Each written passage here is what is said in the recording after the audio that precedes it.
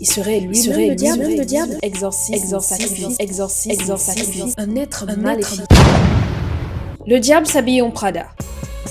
Enfin, c'est ce qu'on avait cru comprendre avec ce long métrage. Alors que chez Balenciaga, il serait lui-même le diable.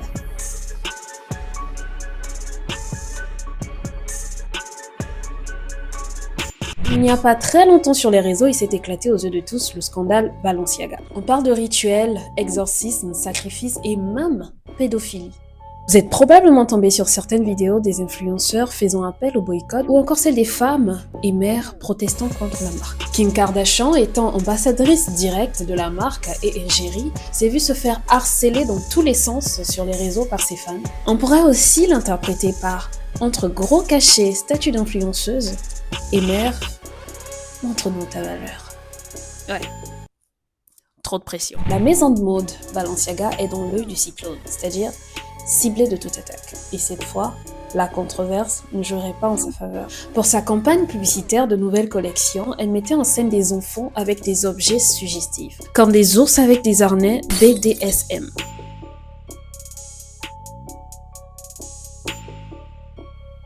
Ce qui a donc normalement provoqué l'indignation des téléspectateurs, mais le scandale ne s'arrête pas seulement là. On pouvait par exemple y retrouver un ruban jaune gravé dessus le nom de Balenciaga, mais avec un double A, où l'on peut très bien lire Bal, le nom d'un démon.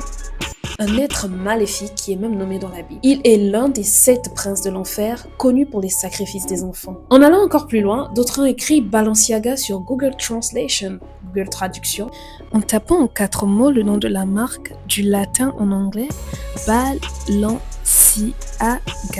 Cela se traduirait simplement par Do what you want en anglais, et en français ça se dit fais ce que tu veux ou encore faites ce que vous voulez.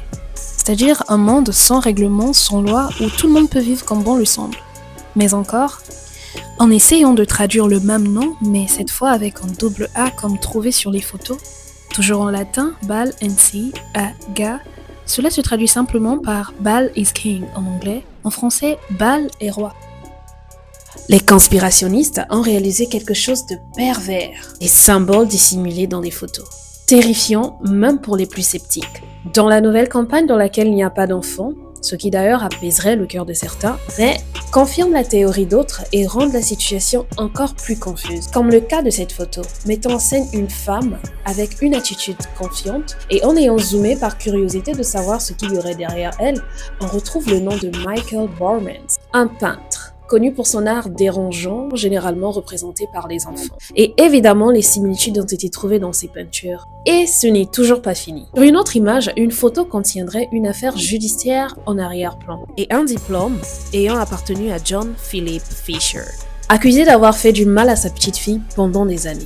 Et même jusqu'à ce stade, certains pensent toujours qu'il peut s'agir d'une coïncidence. Mais encore une fois, le scandale ne s'arrête pas là, car on aurait découvert quelque chose de plus répugnant. Les dessins qui ont été utilisés en arrière-plan de la photographie des enfants montraient des signes évidents des petits dérangés par une action inappropriée contre leur corps. Mais également, les dates écrites sur les tableaux noirs correspondant à des jours où des personnes ont été condamnées pour atteinte aux mineurs.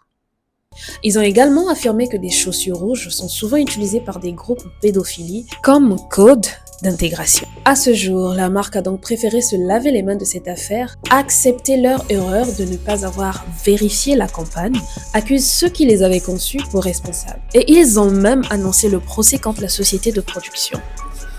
Mais pas toujours si convaincante, surtout s'il faut jeter un coup d'œil sur l'Instagram de l'ex-créatrice de la marque, Lotta Volkova, avec un profil plein de photos dérangeantes, des pièces tachées de rouge, des petites blessées et attachées contre leur gré, des crânes et des signes sataniques également exposés. Et cela, toujours similaire à la campagne.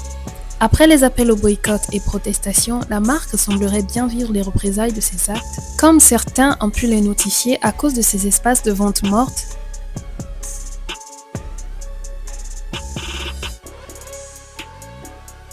Ou encore, très timidement fonctionnels et un peu déserts, mais surtout, avec de très grands soldes qui s'imposent certainement de plus de 70% sur les articles, tant en présentiel et même en ligne. Il est donc très important de signaler que 70% pour un solde, c'est très énorme en business et en général, ce n'est vraiment pas pour y gagner. Aujourd'hui, ce qui était autrefois la maison de mode la plus célèbre d'Espagne est désormais un site de conspiration et de dégoût. Bon, maintenant que tu as vraiment compris de quoi il s'agit, revenons donc à Kim Kardashian qui est l'un des visages les plus importants de la marque et qui a été forcée de rompre son silence face à ce scandale. Puisqu'elle est influenceuse dans le domaine et pour beaucoup de personnes, il serait mieux de savoir ce qu'elle en pense, n'est-ce pas? Que pense-t-elle donc de cette affaire?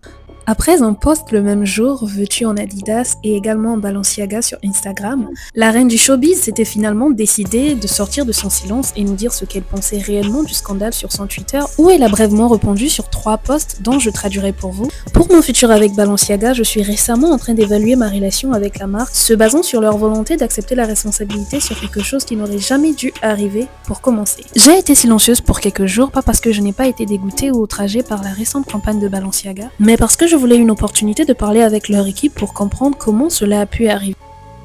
J'apprécie le retrait de campagne de Balenciaga et ses excuses. En parlant avec eux, ils ont compris la gravité du problème et prendront plus de mesures nécessaires pour que cela ne puisse plus jamais arriver. Point. Ces paroles, pour certains, laissent beaucoup à désirer. Et elle est même taclée d'avoir vendu sa moralité pour de l'argent. Bizarre. Ça ne lui ressemble pas. D'ailleurs, il y a tellement de questionnements autour de ce scandale. Comment pourrait-elle réagir avec autant de légèreté? Pourquoi les stars n'en parlent pas? Quel était donc le vrai message qu'a voulu faire passer Balenciaga? Et les enfants? Était-il une sorte de rituel pour quelque chose de plus grand? On peut aussi ne pas croire à toutes les théories avancées, mais une chose est sûre, il n'y a pas de fumée sans feu. Il y a quelque chose d'étrange dans cette histoire, ou même dans ce domaine, et il faudrait en parler. Dis-moi donc ce que tu en penses, mets ton avis en commentaire et surtout n'oublie pas de t'abonner si c'est pas encore fait. On se retrouve donc la semaine prochaine pour une nouvelle vidéo et d'ici là, prenez soin de vous.